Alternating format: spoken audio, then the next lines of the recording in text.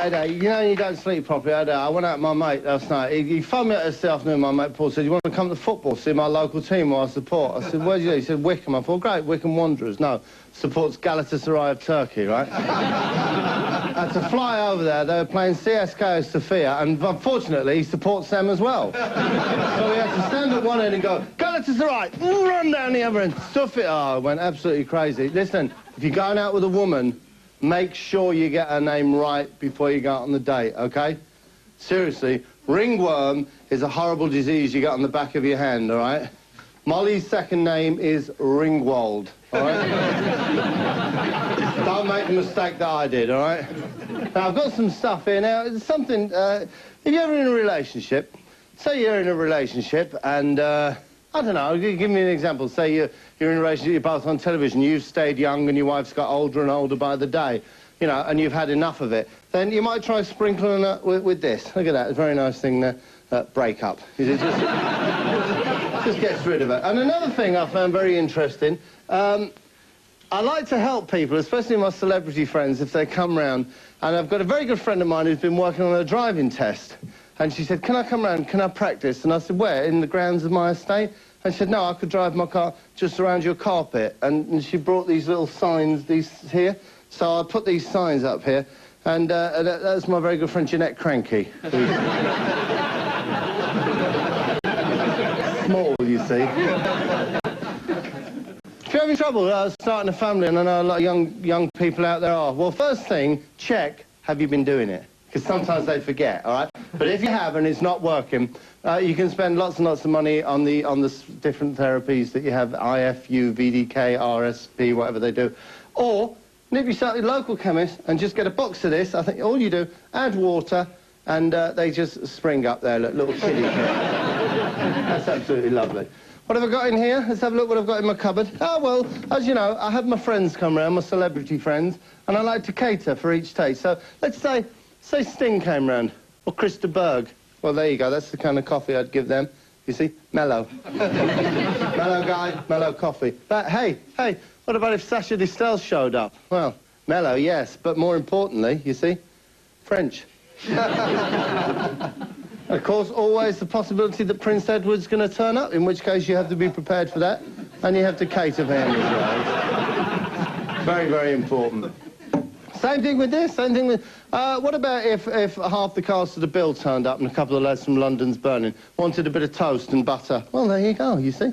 Give them a bit of butter and they'll be very happy. But then what? Who's this at the door? Well, it's Maria Schneider and Marlon Brando.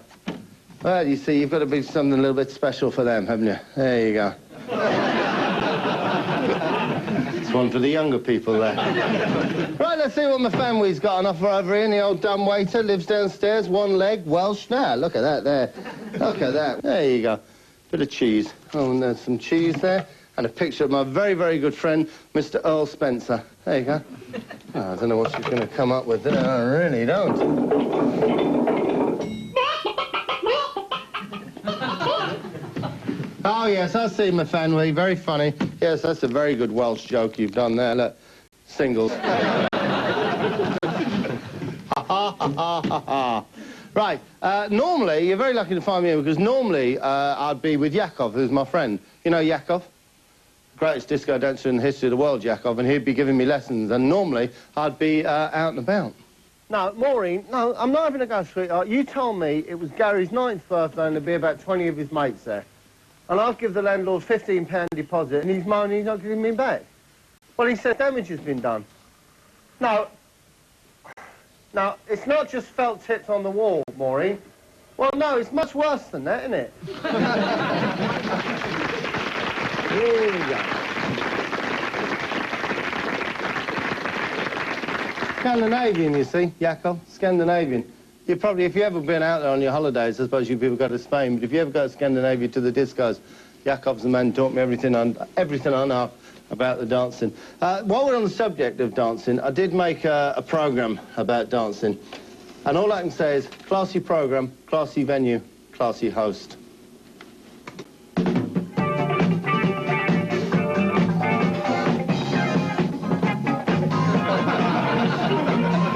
Here we go.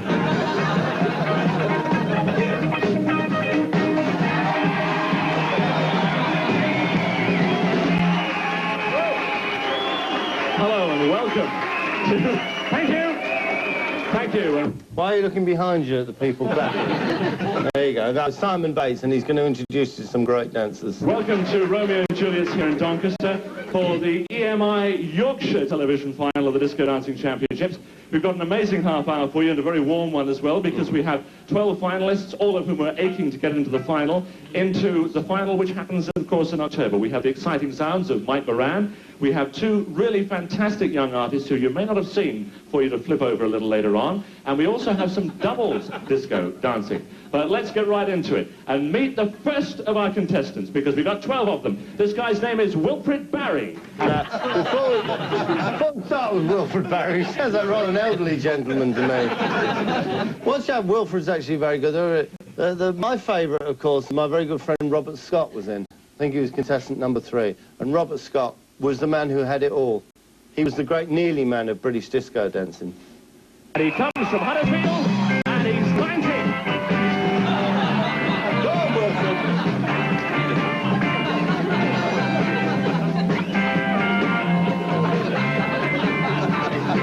Off you go, Wilfred. Next.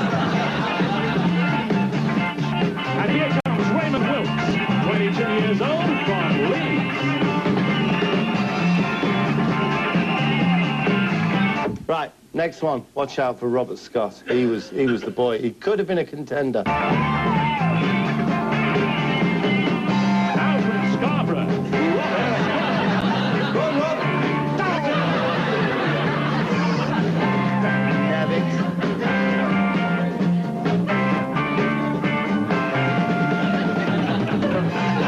and he is 18-year-old Harry Bissett from York.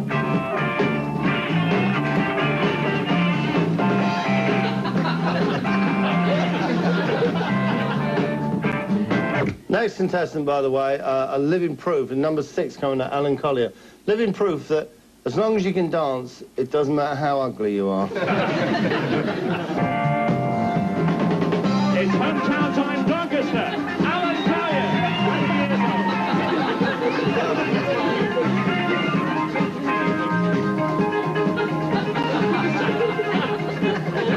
Just down the road from Castleford, 21 years old. The first lady is Julie. Come on for the ladies!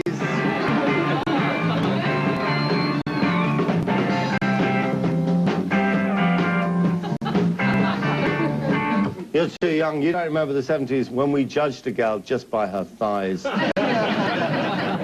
We said, Kate Moss, we said. But David Bacon from Sheffield.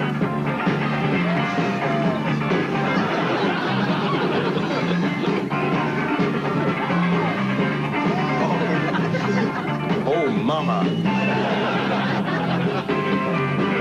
The Hull, 19-year-old Sylvia Murphy from Hull. Bounce that basketball, Sylvie. Come on, girl. There you go. A bit of a problem coming up, right, with the contestant number 11. I remember, because I produced this show, and Simon's, I've got a bit of a problem here with number 11. Bit of a long name. And I said, well, Simon, your job is to be a professional presenter on the television. Read the name, learn the name, all right? God's sake.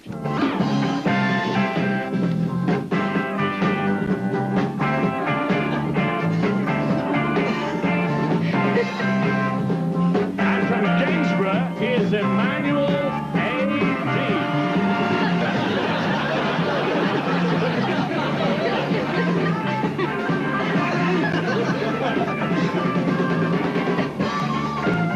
And the last of our contestants is Charles Beach.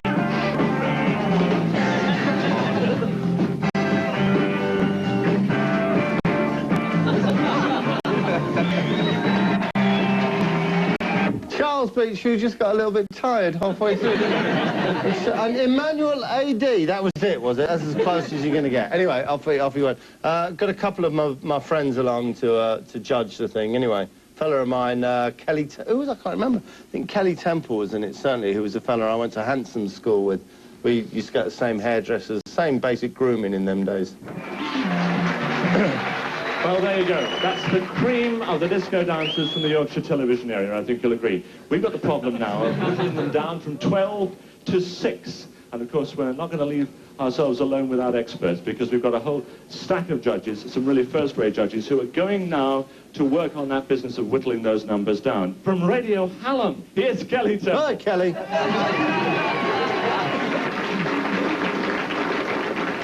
A gentleman who's joined us all the way from Finland. He's their disco dancing champion, and his name is Jaakko. Oh, it's Jaakko! Oh, look at him! Look at it. He looks like the bastard love child of Glenn Hoddle and Stuart Pearce. He's a fantastic dancer, he was. And since we're in Doncaster, we've got to have one guy from Doncaster. Sure. His name is John Preen, and he's the entertainment director for the town. John? Hey, what a great gig that must be. Entertainment's manager for Doncaster. Right, I thought what we'd do next Tuesday, we'd all watch traffic lights change. And then, hey, big summer spectacular, let's give the kids a bath. What are you gonna do? Well, last but not least, the scrutineer for the British Ballroom Dancing Association, who's going to keep the judges in line. And, of course, the rules here are under the British Skating International rules. And her name, welcome her, please, our scrutineer for tonight, Miss Joy Weller. Hi, Joy. Well, Joy is the lady who's got to keep those rules going under the international skating system, and she's got quite a problem. Because there's no skating in the shop. They don't sell chains, they sell handcuffs. I want a couple of whips and some of them plastic things that you stick in your mouth like that and pull tight. They never had any of them at all, right? It's complete nonsense as far as I'm concerned.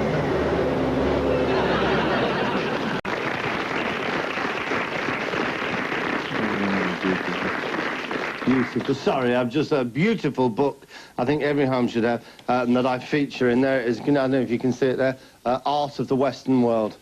Beautiful. And the front cover features Da Vinci's beautiful Madonna and Millsy. Look at that. That's a beautiful, beautiful book, that is. Here's a travel guide that my friend Sarah Maitland has written. You get rough guides to all these different places. She's written a travel guide to this place. Listen, I've been. Guys, don't bother. It's the worst holiday you'll ever have. The women just forget it's this place here, look. Virgin territory, don't they? Horrible, ugly place.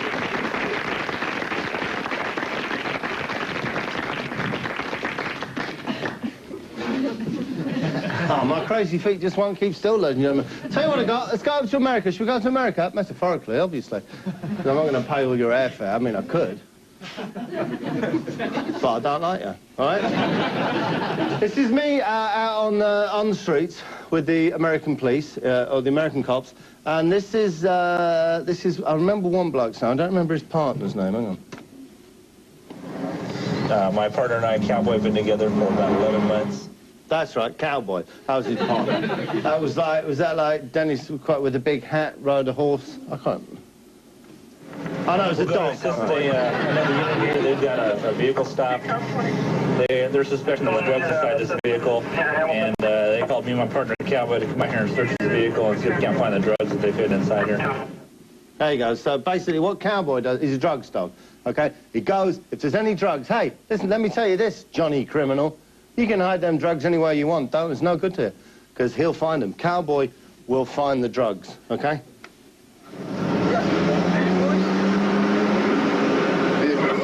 Vehicle stand no seatbelt. Put him over, pat him down for the plastic. I said, was this dope? He goes, yeah, it's dope. I said, anything else is in the car? He said, no. Right, so the Crim has denied there's anything else in the car. He thinks he's one step ahead of the law. No, because they've got the drugs dog, okay? So he's in trouble deep. Let me tell you the important thing about drugs dog.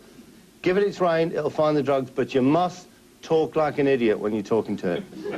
If you talk like a normal human being, it won't understand you. Talk like an idiot, and you're on easy street. Look, Cowboy, get them drugs, son. Come here. Up. Away. Here. I can't help thinking the drugs will be in the car. I don't think your push is going to think, hey, let's put the crack on the roof. Let's just take it in the car. Good boy. Here. Right, now we'll see. That's a good boy! That's a good boy. Check that camel pack that's on the passenger side. That's a good boy. Yeah. That's a good boy. That's a good boy. They hit on that. I've got a joint in here. A joint? Yep, got a joint in there. Why did you have to call the dog? There's a joint in a packet of cigarettes on the chair. Yeah, we need the dog. We gotta sniff this out. There's a good boy. There you go. But no, Cowboy basically was rubbish. Unless the joint was on full view, Cowboy had no chance at all. Unless, strangely enough, as the years rolled by, they kind of pensioned him off and took him to schools, to the kids, just so the kids wouldn't be frightened of the police and the police's dogs. Did a lot of good community relations work. That's my favourite little drug dog. But hey, do you want to come with me? Do you want to come back to Yorkshire? Do you want to come back to Romeo and Juliet's? Yeah, play that funky music, white boy. Here we go. We're back. We've just met these scrutineers. Let's see. We've finally it down, basically. We had these 12 contestants. We then got to a rather difficult stage. We got it down to 6. So it was Kelly Temple, me and Jakob who did the judges, and the entertainments manager, but he had to go off because it was the big opening of the public toilet. And we whittled it down to 6 finalists. Do you remember David Bacon? He did a very fine dance. Apparently some of his mates came, had a word, said he was making a bit of a prat of himself, and anyway, let's see. Now the moment has come. The judges have worked it out. It's 12 down to 6. Here are the 6. And there's going to be a few cheers backstage, I think. First of all, number 10, Sylvia Murphy. Hey!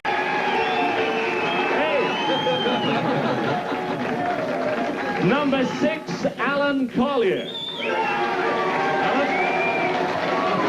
How did he get in the final?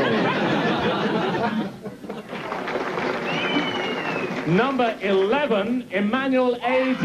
Yay! Not Emmanuel at all, it's Errol Brown, I'm quite sure. Number 9, Gillian Barker.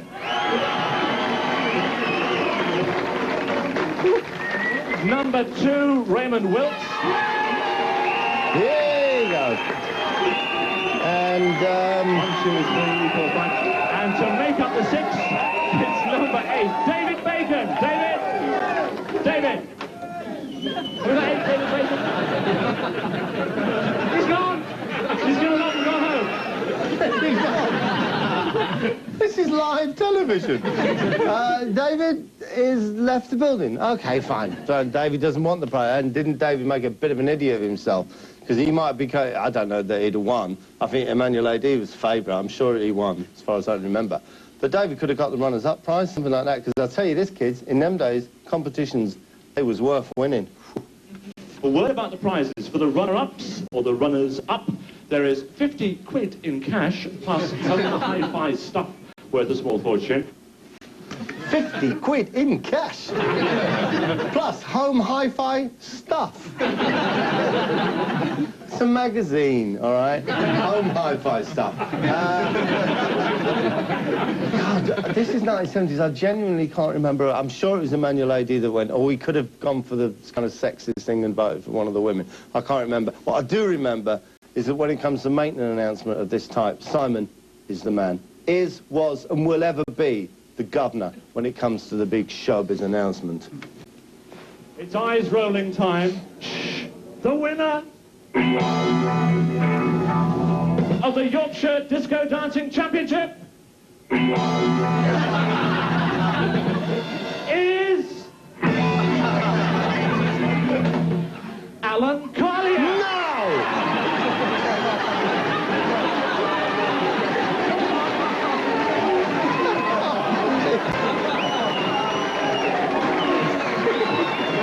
Beautiful. Alan.